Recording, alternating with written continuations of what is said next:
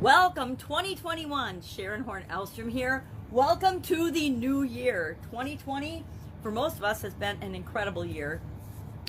Incredible in good ways, incredible in bad ways, incredible in just plain different ways, but awesome and incredible and unbelievable and eye-opening, awe-inspiring, and any other superlative you want to use to describe 2020, put them in the comments below. I would love to hear them. Welcome to 2021. I usually use this segment to talk about what I'm doing as I transition from the brick and mortar corporate world of business to the online world of business.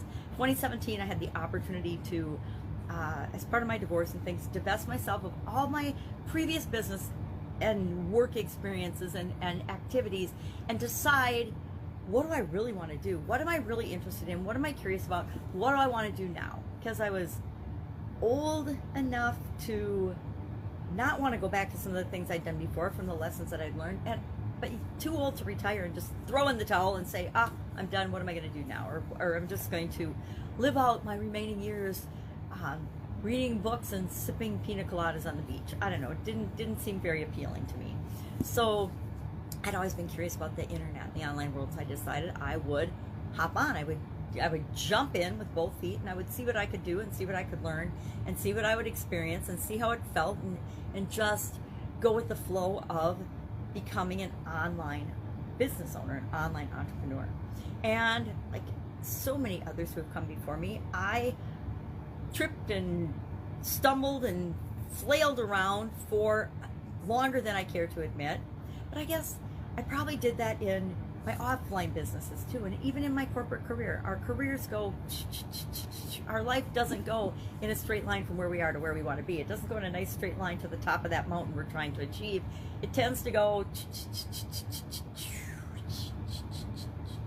you know, 1 step forward, 2 steps back, 5 steps forward, 1 step back, 10 steps forward, 3 steps back. That's just how our lives tend to go. Do they have to go that way? Does everybody's go that way? Absolutely not.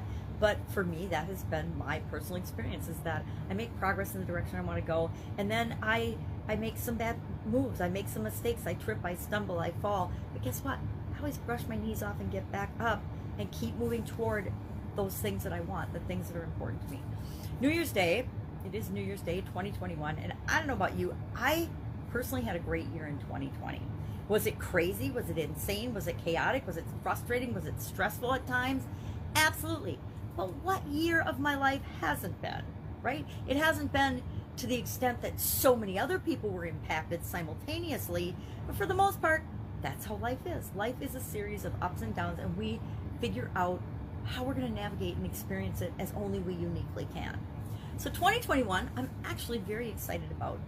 I thought 2020 was going to be this incredible year of vision, and for somebody that's visually challenged and does everything with magnifying glasses and 62-inch screen TVs to function, I thought it was going to be this great year of clarity and focus and all the things we associate with a crystal clear vision. And instead, it was a muddy, jumbled mess for the vast majority of the people on the planet. There were some people that flew right through it and really actually benefited from all the chaos. And there's others that are continuing to struggle into 2021. And I want to be a resource to help you not struggle with 2021 and the rest of your life, to help you, like I'm helping myself, to get the clarity and the freedom of mind and expression and experience to know that no matter what, I'm going to be okay. The universe always supports me, and I'm going to figure it out. And we all do. We all figure it out. You know, you're listening to me now. We're all still here. And some of us have had humongous challenges that there's no explanation, but miracles that we are still here. And I'm actually one of those people. There's no reason that I'm here except for I'm supposed to be here for something bigger than myself. And my job as a human being is to figure that out and to do the best I can to become the best person I can, to serve people at my highest capability, the best way that I can. And I hope I'm moving toward that direction. I definitely am not there yet, but I'm moving toward it. And I think the best way for me to do that is to do things remotely and online. Why? Especially because years like 2020 have taught us that we can't expect things to always be the same. Now, I don't know about you, but I gave up a long time ago expecting things to stay the same and never change. I embrace change in my early 20s for sure, but probably, yeah, I probably struggled with it in my teen years, but in my early 20s, I had some challenges, some health challenges, some experiences that I could go one of two ways. I could have, given up and died, or I could have said, all right, this kind of sucks, but I don't have to stay here. I can figure this out. And it was after I'd become disillusioned with doctors and physicians and things, because I'd been seeing them for, lots and lots and hundreds of them for like 3 years, and I was getting progressively worse. My health was getting worse, not better. And at some point I just realized I need to take this into my own hands. I need to be responsible for this. I need to figure this out for me, because as well-intended as all of these experts and all of these specialists are, they can only do so much for me, or they can't do anything for me, because they only see a teeny tiny sliver or snapshot of who I am and what I am and what's going to happen with me. Now remember, this was, Jesus, almost 40 years ago. I hate to admit that, but 35, 40 years ago, and it was before medical professionals practiced team diagnosis and things, and they got different specialties together on teams that would help diagnose people. It was before they did any of that. So I was seeing, a kidney specialist, a heart specialist, an internist, a nephrologist, lots of optometrists and eye doctors. And I had a systemic thing that was going on with me, but each different specialty was treating me as if that was the only thing wrong with me. So some of the things that they were doing were actually interfering with one another and making me worse, making my symptoms and the side effects of the medications and the treatments they were giving me actually worse than what was wrong with me altogether. And it wasn't until I said enough and I just stopped taking everything. I stopped seeing the doctors. I stopped taking everything, which I don't recommend depending on what's actually wrong with you. But in my case, when they really didn't know and they were just slapping band-aids on everything they could think of to treat symptoms instead of diagnosing and figuring out what was truly the root cause of my challenges and problems and what was wrong with me, it wasn't until I stopped taking everything that I realized that it was actually the side effects that were making me worse and sicker than whatever it was that was systemically wrong with me in the first place. And this didn't happen overnight. It happened I quit taking my drugs kind of like cold turkey, which again, don't recommend. I did the same thing after my sudden cardiac arrest with my metoprolol. It's a beta blocker, and I stopped taking it for about a year, and I went cold turkey and just stopped taking it, and ended up having to go back on it again because I did set my box off because I was running and doing all kinds of things that were really good, not necessarily great for my heart. So I learned a big lesson there. We have to always use ourselves as our own science experiment, and if we do that, if we figure out what works for us, because the only expert on you, the absolute only expert on you is you. Only you know everything about you. Nobody else does. And it's kind of fun to peel back the layers of ourselves and understand ourselves better and figure out what's going on with us versus thinking other people are going to be able to tell us what's going on with us, because they don't have a clue. As much as we might tell them or explain to them or show them or try to communicate, until we can tap into other people's brains, we're still going to be the best expert on ourselves. So I don't know what got me thinking about that today, but I guess because we're in a new year, and whenever we start a new year, at the end of the year and at the beginning of the new year, I go through a big life overhaul planning phase where I look at all the areas and aspects of my life, right? Physical, mental, emotional, spiritual, financial, relationships, and contribution. And yesterday I did a bunch of things to change my physical environment. Obviously, my backdrop is gone. My backdrop, I guess I used it for about a year, and it changed a little bit when I moved, but I thought, oh, okay, it's time for a massive change. Now, obviously, I haven't figured it out yet, so I'm sitting in a chair. Actually, these chairs have an incredible history. We used to live in a big old farmhouse when I grew up, and we had this beautiful fireplace with this amazing beam that was actually part of a Wells Fargo station, which was on the property originally before the house was built. And we had these two fireside chairs sitting on either side of the fireplace. And this chair, this is actually, I think, the third or fourth recovering of these chairs before my parents moved out of that house, and now it's a hospital and a Presbyterian home for the elderly. that property is beautiful property, but these fireside chairs were there. So my sister took them because we couldn't bear, any of us, to have them disappear from the family. But she had them in her basement for a while, and then she's like, I don't have room for these anymore.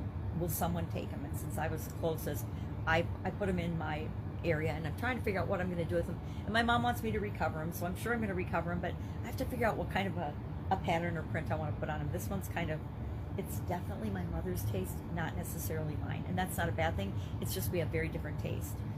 She's, I guess I like old-fashioned things too, but she's got a little bit more of a rusty fall type color, old-fashioned thing, and feel for what she likes and her tastes than I do.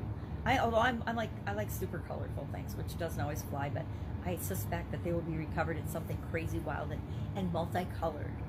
So these chairs are comfortable, and they're great chairs. I remember as a teenage girl, curling up in these chairs by the fireplace and reading around the holidays and things. So I'm more than delighted to have them in my family and to take care of them and be a steward of them going forward. So what are we going to work on in 2021? It's a big question for me. Last year, 2020, allowed us to do things that we've never done before. Now, people might think I had to do things because I've never done them before, but I thought of it as allowing me to do things that I hadn't really done before. Now, some of the things that I did, I'd definitely done for decades, right? Challenges. If I think of just the topic of challenges, I have done personal challenges and business challenges and challenges and group challenges for literally decades. Before the internet even existed, I was doing challenges. And as they started to get big online, I'm like, well, geez, I'm doing these all the time. I need to be sharing them. And I've even been sharing challenges before they got big online. I was doing challenges on my blog for stress and stress relief back in the early 2000s. But now, in the last year or two, I'd say year or two, everybody and their brother are doing challenges because the marketing gurus online discovered finally that challenges are an incredible way to reach and help people that you want to reach. You can help get them a quick result ahead of time and then encourage them to continue to work with you further and work with you on a deeper level. And so marketers are loving them.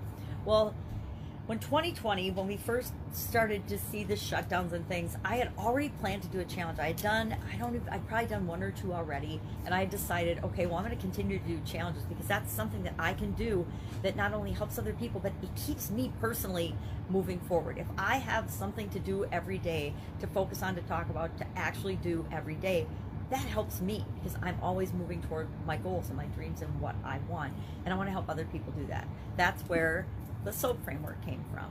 I think my first 30-day challenge was in April, and then I did a 40-plus day challenge from June into July because I was challenged by a group of entrepreneurs to do a 40-day challenge. And then in August we did a 30-day challenge again. In October we did a 30-day challenge, and we did the 5th and final Get Up and Go challenge, 30-plus days. Just finished it up yesterday in the month of December. Now why? Because challenges are really fun, but they also allowed me to continue to grow and move forward and focus in a positive way on the things I needed to do every day to continue to build and grow my business and to keep my life on track in a year that many found very disruptive, very chaotic, and just plain like an explosion had gone off in our families and in our lives. And that's in effect what did happen. So I did the Get Up and Go challenge. So now I'm sitting here, 2021, first day, and saying, okay, what am I doing with challenges now going forward? I'd like to do a challenge summit. I was thinking the month of February, but I have a granddaughter due the middle of February, so the only way I can pull that off is if I pre-record everything, all of the interviews, and then just stream it out in February. I don't really want to wait till March because that feels like too long for me, and it feels like the point at which people have given up on their really big goals and objectives and ideas and desires and resolutions for the new year. And so I had planned on, I did a summit in 2019. I planned on doing it in January, ended up doing it in February, which was good timing. And so I actually am thinking about maybe doing that, pulling that off, seeing if I can pull that off for February, maybe the second week of February, which again is when my granddaughter is due. So we'll see if that works. And then I want to rethink, what do I want to do with challenges? I think the Get Up and Go Challenge is a great framework. I specifically picked 30 days to see if people are serious or not. If you want something in your life and you're not willing to do one little bitty thing every day for 30 days, I think we have to ask ourselves, am I really serious about that? You know, if I say I'm going to give up sugar, I can give up sugar for 10 days all day long. And then I find that after, it's usually day 5, 6, and 7 that are the hardest for me. And then once I get through them, it becomes easy. If I can give it up for 10 days, I should be able to give it up for 30 days. If I can give it up for 30 days, that helps me to create a lifestyle change where my body doesn't crave it that much and I don't need it anymore. So I personally I like doing 30-day challenges, but I want to figure out what I want to do with it going forward in 2021. Now I know I don't want to do a 30-day challenge in January because I just finished 5 of them, and in between each one I did a daily video of some sort to contribute and move and carry that forward. Now I still think people need to get up and go and get moving in 2021, and I probably should have started one back to back, but it feels heavy to me. So if it feels heavy, then I know that that's not right for me. Plus I'm doing a whole bunch of other people's challenges at the beginning of the year, and so that gives me a break from my own and lets me actually participate and enjoy learning and growing and developing my skills as I move forward. So I guess that was very long-winded on challenges to say, I don't know what I'm going to do next with them, but I'm probably going to do more Get Up and Go challenges this year. Maybe I'll change the name of it. I don't really believe in I'm going to put a challenge up for 7 to 10 days and then I'm going to take the content away, and the only way you can get it is if you pay me money. I personally think that feels icky, so I don't do it, and I'm not going to do it going forward into 2021. When I do my challenges, they're going to continue to be free. And if you know and you ask, you can always find the content. If you hear about it and you haven't participated in it, guess what? Just message me and I will hook you up with the page and the link to the content so that you can go and learn when it's right for you.